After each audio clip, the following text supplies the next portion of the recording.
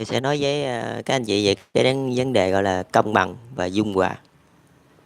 Thì sáng giờ là tôi bận công chuyện, tôi đi mua cái đôi giày Nike. Thì hôm bữa là tôi giới thiệu với các anh chị là cái đôi dép tổ ong á, là đôi dép tổ ong của Thái Lan. Còn cái đôi giày Nike này á, thì chắc là ai cũng biết cái nguồn gốc rồi. Nhưng mà ở thế giới cộng sản chúng tôi đó là cái đồ Nike này là đồ hàng loại 2, nên cái giá cả nó thấp hơn là ở bên thế giới tư bản. Thế giới tư bản thì có thể vài trăm đô một đôi, còn ở bên chúng tôi thì chỉ có vài trăm ngàn thôi.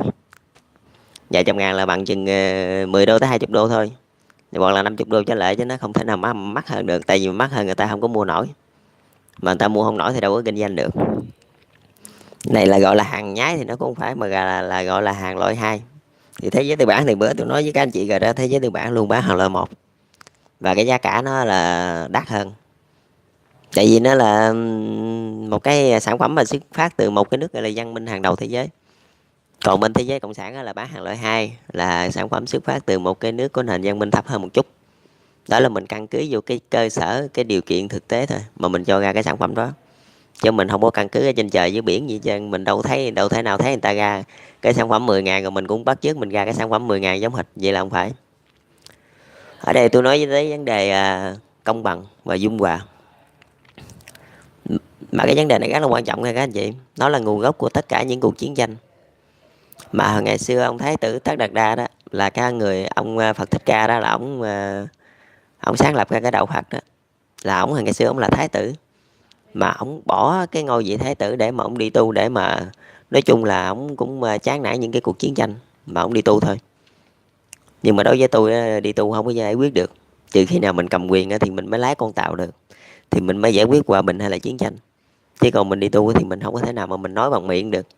Chính trị mà quyền lực mà làm sao nói bằng miệng được, tại vì mình nói bằng miệng người ta sẽ không nghe. Đó là lý do tại sao mà tôi không đi tu, tôi lại ra đây để mà tôi nói chuyện chính trị.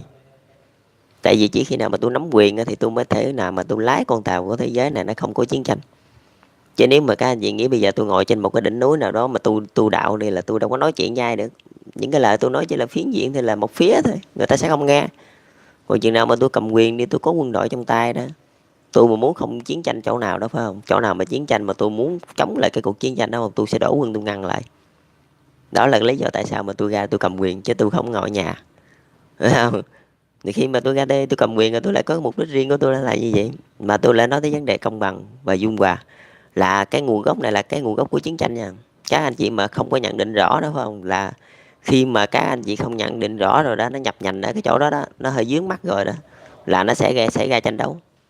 Tranh đấu của những giai cấp giai tầng khác nhau, mà những cái cuộc tranh đấu ban đầu là nó chỉ là nó nói về lợi ích một chút thôi, rồi sau đó nó mới nảy nở ra là những người mà người ta có cùng chung lý tưởng, cùng chung một cái hoàn cảnh, người ta nắm tay với nhau để người ta làm nên một cái cuộc đấu tranh. Còn cuộc đấu tranh lớn nhỏ là tùy theo người ta nắm tay được nhiều người hay là ít người, thì nó sẽ xảy ra là như vậy. Cũng từ cái nguồn gốc công bằng và dung hòa, chứ nó không có đi đâu khác hết trơn. Mà ngày xưa là lợi ích đó là giới tư bản họ lấy hết, nên ông Lenin ông mới kêu gọi công bằng. Là công bằng á, theo mà như các anh chị bên giới thế giới vô sản người ta hiểu á, là công bằng là như là một tờ giấy, nó bằng phẳng vậy đó, và nó không có chứa bất kỳ một cái gì hết trơn á. Tức là nó không bao giờ nhấp nhô, cho dù anh có tiền, cho dù anh tài giỏi, hay là anh đặng độn, hay là anh không tiền không bạc gì, nó đều bằng nhau. Cái đó là gọi là công bằng đó. Nhưng mà cái công bằng của các má ông xây là nó như là một tờ giấy thôi, như một trang giấy trắng, nó bằng phẳng vậy đó. Mà cuộc đời mà các anh chị, xã hội mà nó luôn nhấp nhô như những hòn sỏi vậy thôi.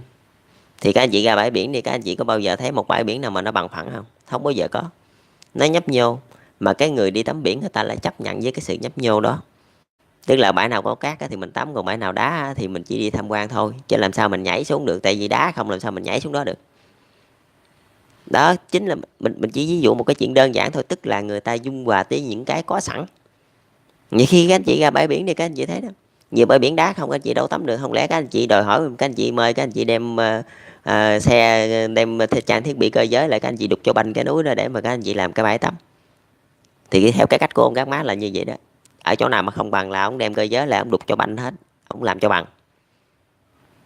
Tức là mình không có dung hòa nhau, mình không có chấp nhận cái hiện thực, Mình cứ nghĩ là mình dùng cái gọi là trí tuệ của những cái người mà vĩ nhân đó, những người đi trước đó, họ sẽ mang đến công bằng đó. Nhưng mà công bằng của ông Các Má nói là chỉ là trong lý thuyết thôi, chứ ngoài đời đi, một tảng đá các anh chị có thể đục được đó.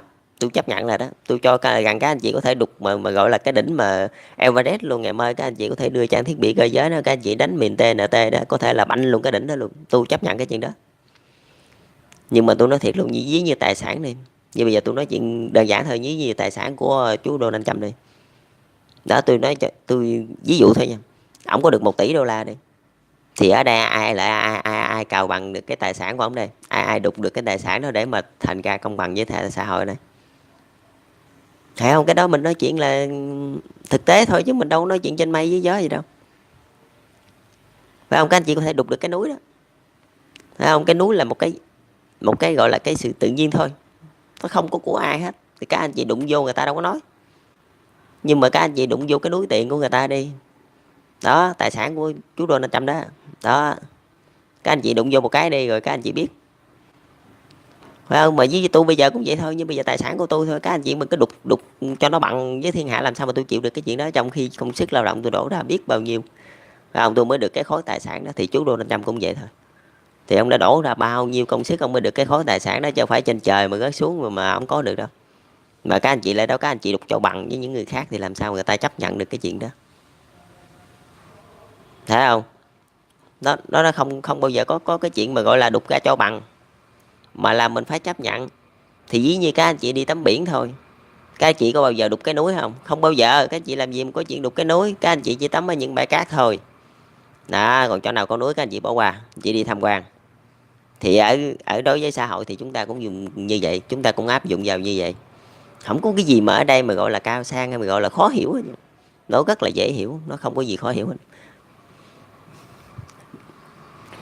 Chính từ cái chỗ mà người ta nghĩ rằng không công bằng đó, nên người ta mới tranh đấu.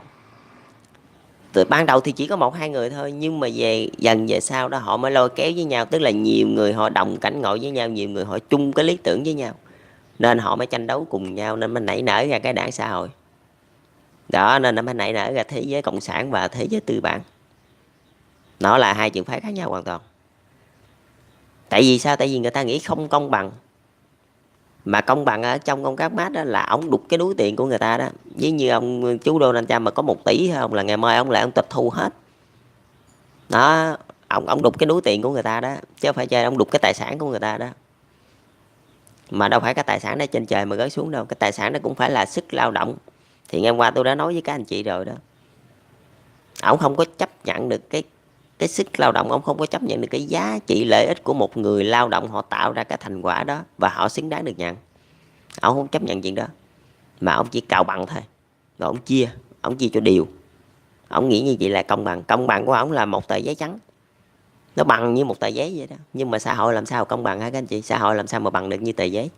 Phải có người giàu người nghèo, rồi trong cái người giàu đó đó, ví như 5 10 năm đi lại có những người phá sản, rồi trong cái người nghèo đó đó, này 5 10 năm lại có những người ngoi lên làm những người giàu. Cái đó là cái quy luật tự nhiên.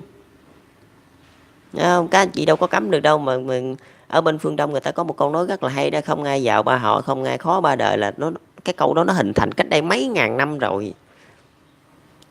Cái câu đó là mấy ngàn năm nay người ta đã nói cái câu đó rồi, chứ đâu phải là mới đây mà tôi chế ra đâu. Cái câu đó của người ta nói dữ lắm lâu rồi, mà tôi không biết là vào cái thời điểm nào luôn đó, là các anh chị biết rồi đó. Dữ lắm lâu rồi là người ta còn nói cái chuyện đó, mà không ai giàu qua họ, không ai khó ba đời. Tức là những ngọn núi tự nó xây nên, tự bằng sức lao động của mình xây nên, rồi sau đó cũng là chính vì đời con đời cháu mình nó dở đó, rồi nó lại sạt xuống, rồi tới những cái người vô sản đó, họ lại quay trở lên, họ lại xây lên những ngọn núi khác đó. Cái đó là quy luật tự nhiên, mình cứ để cho tự nhiên, tự nhiên người ta tự xây dựng, người ta xây trong cái vòng quay của vũ trụ, trong cái vòng quay tự nhiên, chứ chúng ta không có nhúng tay vô mấy cái chuyện đó. Bây giờ chúng ta mà đánh đổ đi những cái núi tiền núi bạc của người ta đi, thì những cái người vô sản họ sẽ không có còn muốn lên tư bản để làm gì, họ không có muốn làm giàu nữa.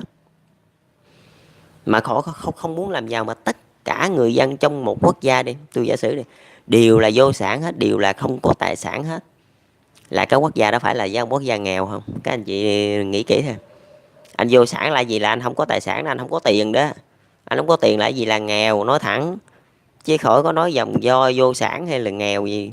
Tức là nói thẳng, những quốc gia vô sản là những quốc gia nghèo. Tại vì họ không có tài sản. Không có tài sản thì nghèo chứ là cái gì nữa. Phải không? Không có tài sản mà không lẽ giàu sao? Không có tài sản chắc chắn là phải là nghèo. Tại vì không có tiền của, không có cái trang thiết bị, không có cái cơ sở làm ăn gì hết trơn thì là nghèo rồi, chắc chắn rồi, đường nào nữa. Không có chạy được, cái đó là không có chạy thoát được. Phải không? Mà ngày hôm nay á, tôi lại đưa ra một cái trường phái mới. Công bằng ở đây, công bằng của tôi xây dựng nó không phải là bằng như tờ giấy, mà là nó dung hòa. Thì cũng giống như nãy tôi nói với các anh chị thôi, mình đi tắm biển thì mình ra ngoài biển đó, cái chỗ nào cái bãi cát đó nó bằng á thì mình tắm, còn cái chỗ nào cái núi á thì mình đi tham quan. Thấy không? Thì khi mà các anh chị á, xây dựng một cái xã hội cũng như vậy thôi. Những người vô sản á, thấy không, họ ở dưới cái bãi đất bằng nè thì họ tắm biển, họ vui sướng rồi đó. Nhưng mà họ tới những cái đỉnh núi như chỗ chú Donald Trump đó đó, ổng có cái gia sản khủng khiếp gì đó, họ tới đó để họ tham quan cái cách ổng làm ăn, người ta học hỏi về để người ta phát triển lên. Thì nó xây dần thôi, nó thay vòng vòng vòng vậy đó.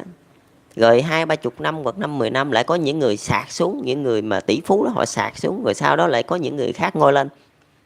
Tức là tôi đang đưa về cái trục tự nhiên nhất. Còn bên thế giới tư bản chưa chắc đâu à nha.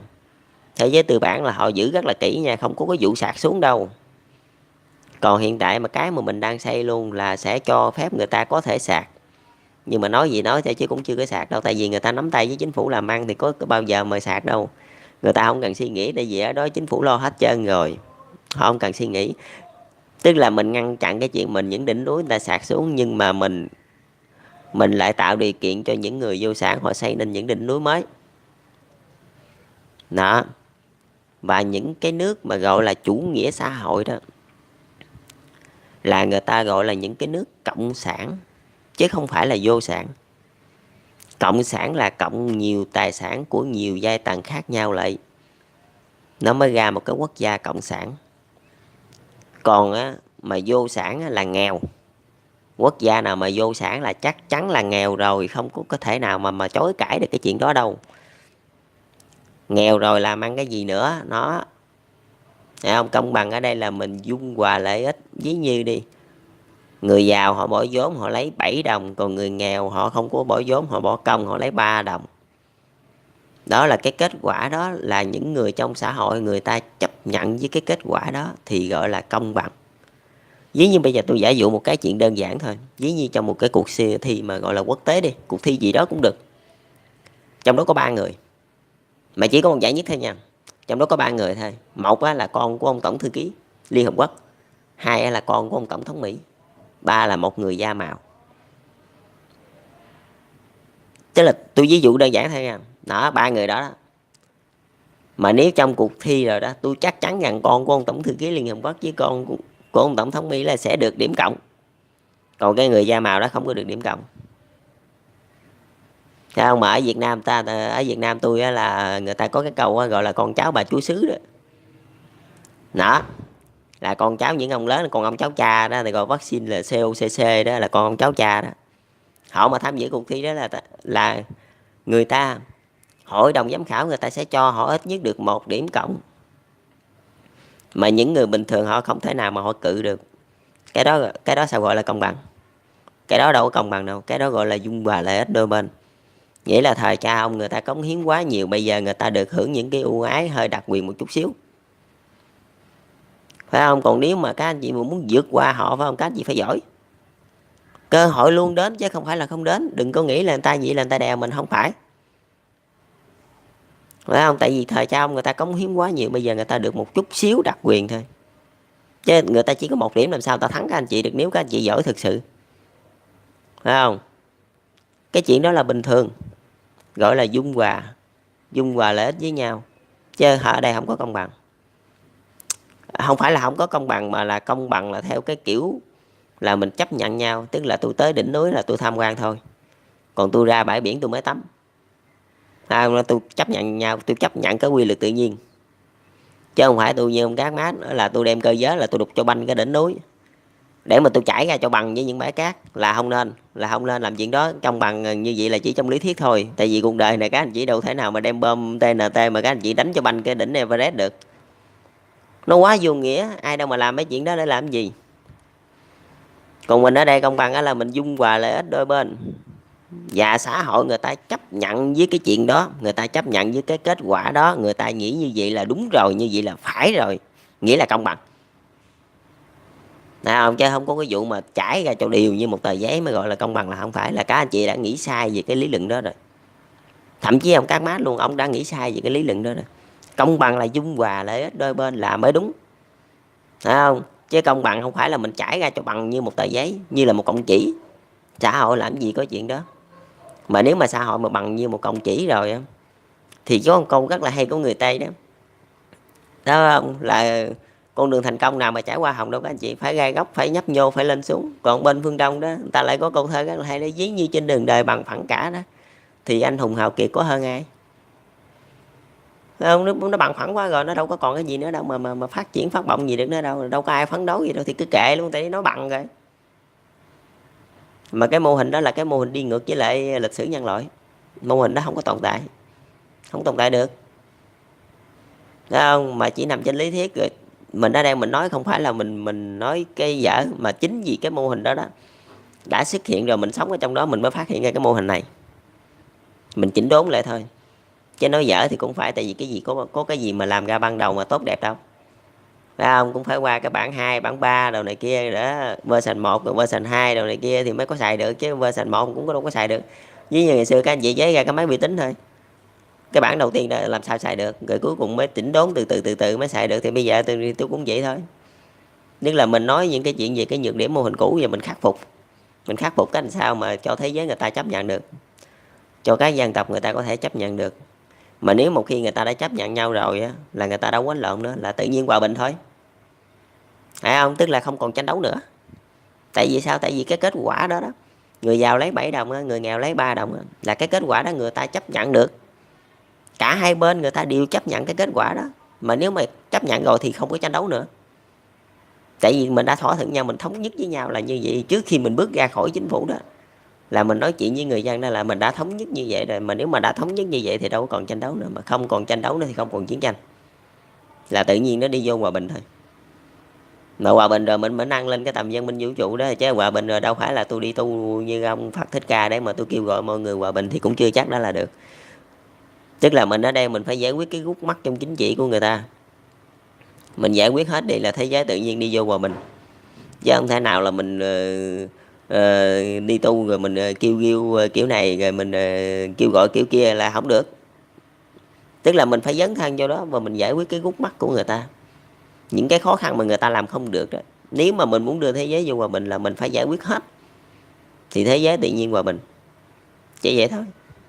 Đó, công bằng và dung hòa. Còn đối với Việt Nam là người ta lại là đề cao cái vai trò tập thể. Còn đối với những nước tư bản thì họ lại đề cao cái vai trò cá nhân. Họ tranh đấu nhau nha, những cá nhân họ tranh đấu nhau, nhưng mà nói trắng ra họ tranh đấu nhau chứ họ không có xuyên tạc nhau. Cái nào mình nói rõ. Cũng giống như tôi này với ông Các Má đi, nếu mà đương thời với nhau, tôi với ông sẽ đấu nhau, nhưng mà tôi không có xuyên tạc ổng. Tức là cái nào ổng sai tôi nói sai, cái nào đúng tôi nói đúng, phải không? Chứ tôi không có xuyên tạc. Và tôi ở đây mang cái tính gọi là cái tính dung đắp. Tôi dung đắp cho cái mô hình của ổng cho nó đàng hoàng hơn. Tức là cái mô hình ổng tôi biết hay đó, nhưng mà tôi phải sửa lại mới xài được, chứ còn để gì xài không được. Là tôi là đang với ông Các Mát là đang giống như thế giới tư bản, chứ không phải là cộng sản. Cộng sản thì họ là ở Việt Nam thì là họ là đề cao cái vai trò tập thể. Tức là mình bằng cái gì mình cũng phải thông qua tập thể, nhưng mà cái đó nó rất là hay, tập thể làm chủ, rồi tập thể giám sát. Tức là cá nhân anh có giỏi thì giỏi, nhưng mà anh chỉ mang được cái tính dung đắp thì anh mới có thể tồn tại được, phải không? Chứ anh đừng nghĩ anh giỏi anh càng quét những người khác, những người lãnh đạo mà người ta dở hơn anh chút, anh lùa người ta, anh chim người ta, là tập thể sẽ không có cho anh tồn tại mấy chuyện đó. Tập thể không có dung hòa, tập thể không có chấp nhận được như vậy. Vì sao ở Việt Nam cũng có nhiều người giỏi lắm chứ phải không các anh chị, nhưng mà người ta lại không lên được cái ghế chủ tịch nước, người ta lại không làm được thủ tướng. Tại vì sao? Tại vì họ tôn cái lợi ích cá nhân của họ lên, họ tôn cái tôi họ lên, họ không có chấp nhận cái lợi ích của tập thể, và họ không có lắng nghe những cái gì khó khăn của tập thể. Tức là mình ở đây mình giải quyết cái khó khăn của người ta đó, để mà đưa thế giới giàu cũng giống như tôi thôi, tôi giải quyết khó khăn của chính phủ để mà đưa đất nước đi lên. Và thậm chí tới bây giờ tôi còn chưa nhiệm chức gì, chưa có gì hết trơn nữa đây đó. Chứ ở đây mình không có mang cái tính xuyên tạc. Đồng ý là tôi giỏi đó, thậm chí tôi có thể hơn thủ tướng Nguyễn Xuân Phúc đương nhiệm đó, hơn tổng bí thư Nguyễn Phú Trọng đó, nhưng mà tôi chưa bao giờ xuyên tạc mấy ổng, phải không? Mà tôi chỉ mang cái tính dung đáp thôi, tức là mình khắc phục những cái nhược điểm của người ta, chứ mình không thể nào mà mình đưa cái vai trò cá nhân của mình lên cao quá. Vậy mình giục cái tập thể ra là không được. Mình làm, mình càng lên cao rồi mình càng phải cần người dân người ta ủng hộ mình, thấy không? Mà đặc biệt là những cái bậc lão thành cách mạng đó, những cái bậc đương thời, những bậc đương nhiệm đó, họ ủng hộ mình thì mình mới ngồi được. Chứ họ mà họ không ủng hộ mình á, phải không? Mình mà cứ ào ào ra đó là mình sớm muộn gì mình cũng bị lên đường thôi, chứ mình sống không nổi đâu. Tại vì một mặt là người ta không ủng hộ mình, rồi người ta không ủng hộ mình rồi đó là mình đi tìm những cái nguồn lực khác đó. Mà một khi mình đi tìm những cái nguồn lực khác rồi đó, thì ở bên kia, cái nguồn lực khác đó đó, họ sẽ nhìn mình như thế nào? Họ sẽ nghĩ mình là một cái thằng gọi là lợi dụng cái sức mạnh của họ. Họ không có dùng cái người đó đâu, tôi chắc chắn với các anh chị luôn. Thấy không? Tại vì sao? Tại vì trong nước các anh chị mà các anh chị không nói được, các anh chị đi ra đi ra thế giới bên ngoài, các anh chị tìm những cái nguồn lực khác đó. Rồi bên kia người ta nói bây giờ người ta mạnh đó, đồng ý là người ta biết người ta mạnh đó, nhưng mà các anh chị dùng người ta như một cái công cụ để mà phục vụ cái lợi ích của các anh chị, thì người ta sẽ không bao giờ chấp nhận cái chuyện đó. Mà ở đây tôi nói về một người nào đó mà tôi biết là các anh chị biết người đó, nhưng mà tôi không muốn nói tên, nhưng mà tôi chỉ nói là cái phần mà người ta sai ở cái chỗ nào thôi, phải không? Mà ở đây mình thấy người ta sai rồi á thì mình chỉnh lại, tới thời của mình chỉnh lại. Chứ ở đây là mình không có vạch lá tìm sâu, mình không có nêu tên người ta ra để làm gì, mình chỉ nói một số ít về cái vấn đề đó thôi. Đó là lý do tại sao người ta thất bại. Người ta đi tìm những nguồn lực khác, nhưng mà những nguồn lực khác đồng ý nó mạnh thiệt, nhưng mà người ta không có bị khùng các anh chị. Người ta làm sao để cho các anh chị lợi dụng người ta để mà các anh chị đạt được cái mục đích của các anh chị. Người ta khùng, người ta không có giàu ha, rõ luôn, thấy không? Nước Mỹ mà ngu hơn Việt Nam, nước Mỹ mà làm sao giàu hơn Việt Nam đây, phải không? Thầy đừng có thấy người ta đơ đơ vậy đó, ta đến thinh nè, ta làm như người ta không biết gì hết trơn á, nhưng mà thực sự người ta biết hết. Đó là lý do tại sao người ta giàu hơn mình đó. Ở bên nước Mỹ người ta đề cao vai trò cá nhân, người ta đấu tranh từng giây từng phút, nhưng mà người ta không xuyên tạc nhau, phải không? Và đặc biệt của người ta không bao giờ đi tìm nguồn lực ở bên ngoài về để mà chen chân vô chính trị của nước nhà, để mà làm cho gối ghen của cái nội bộ. Người ta không bao giờ làm chuyện đó nghe, nước Mỹ không bao giờ làm chuyện đó đâu, phải không? Người ta đấu tranh, phải không? Như thầy Abraham Lincoln đi, ông đấu tranh đi. Jefferson đi, ông đấu tranh đi. Là người ta đấu tranh cho cái lực gọi là bình đẳng, phải không? Da màu và da trắng, thậm chí bỏ mạng luôn đó, chứ phải chơi đâu. Người ta đấu tranh, có đấu tranh chứ không phải đấu tranh, không phải là không có đấu tranh, nhưng mà người ta không xuyên tạc nhau, phải không? Và người ta không có ngấm ngầm người ta chim nhau. Cái đó là cái đặc biệt của nước Mỹ. Các anh chị đừng có thấy họ bên bển nè, họ có nhiều cái vụ gọi là phá sản, nhiều cái vụ gọi là đâm chém nhau, rồi các anh chị nghĩ nội bộ họ cũng xin thưa với các anh chị, nội bộ họ đoàn kết cực kỳ luôn, đoàn kết hơn Việt Nam luôn. Tôi nói thiệt, tôi thề luôn á, nội bộ họ đoàn kết hơn Việt Nam luôn. Chính vì vậy bao nhiêu lâu qua thế giới vô sản của các anh chị không có làm cái gì được thế giới tư bản, là tại như vậy đó. Họ rất là đoàn kết, họ đoàn kết hơn mình đó nha. Chứ họ đoàn kết, họ chia sẻ lợi ích với nhau. Cái giới tư bản của họ đó, nước này với nước kia nắm tay nhau để mà chia sẻ lợi ích. Chính vì như vậy họ mới rất là giàu, phải không? Thì họ cũng giống như mình bên đây thôi, chứ họ không có bị khùng. Nhưng mình đừng có tưởng là mình một giây một lát mà mình qua rồi mình dùng họ như một cái công cụ thì suốt đời các anh chị không thành công đâu. Mà chúng ta ở đây như tôi đi, ở đây đi, tôi với họ là đối tác, tức là lợi ích tôi với họ chia, chứ không có vụ mà tôi dùng họ như công cụ, mà cũng không có vụ họ dùng tôi như công cụ. Ở đây mình hợp tác, phải không? Mình phải cho người ta một cái danh dự, người ta mới cho mình một cái danh dự. Còn mình nghĩ mình lợi dụng được người ta thì xin thưa, tại vì người ta không có bị khùng, phải không? Mà nếu mà người ta khùng, người ta đâu có nghèo hơn mình, người ta đâu có giàu hơn mình đâu, phải không? Cái đó là lý do Thì bữa tôi cũng nghe nói về một số gọi là cái quan điểm cá nhân và quan điểm tập thể. Ở bên nước Mỹ người ta đề cao cái vai trò cá nhân để mà làm lợi cho cái tập thể, còn bên nước Việt Nam á, họ đề cao cái vai trò tập thể để mà làm lợi cho tập thể. Hai cái khác nhau nha các anh chị, khác nhau hoàn toàn. Tức là bên nước Mỹ phải không, những người nào giỏi sẽ đi ra tiến đầu để mà làm lợi cho cái tập thể ở đằng sau, còn bên nước Việt Nam mình á, là nguyên tập thể đi chung, nghĩa là không có người nào lên không người nào xuống, nó cái vậy đó. Tập thể làm chủ và tập thể giám sát. Bên đó người ta đấu tranh là theo cái kiểu là người ta bảo vệ cái luận điểm của người ta đó, và người ta chỉ ra cái điểm sai của cái người tạo ra cái đó. Giống như tôi nè, nói về những cái sai của ông Các Mác, phải không, những cái sai của cái luận điểm đó ở cái thời điểm ban sơ nha. Nhưng mà ổng vẫn là người khai sáng ra chế độ xã hội chủ nghĩa chứ không phải là tôi, không, cái nào mình phải nhận định đó đàng hoàng. Phải không, mà một cái bài học kinh nghiệm mà nó thiệt luôn với dành cho các anh chị Việt Nam đó, là các anh chị nên rút cái kinh nghiệm lại cái chuyện đó đi. Chứ thế giới tư bản họ không có khùng hơn các anh chị đâu, tôi nói thiệt á. Họ khùng, họ không có giàu đâu, tôi nói thiệt, tôi thề luôn á. Rồi vậy thôi, còn cái chuyện nghe công bằng với dung hòa thì tôi chỉ nói tới đây thôi. Rồi để lát nữa đi tôi suy nghĩ ra chủ đề gì hay hay tôi nói tiếp. Chào các anh chị, chúc các anh chị thành công.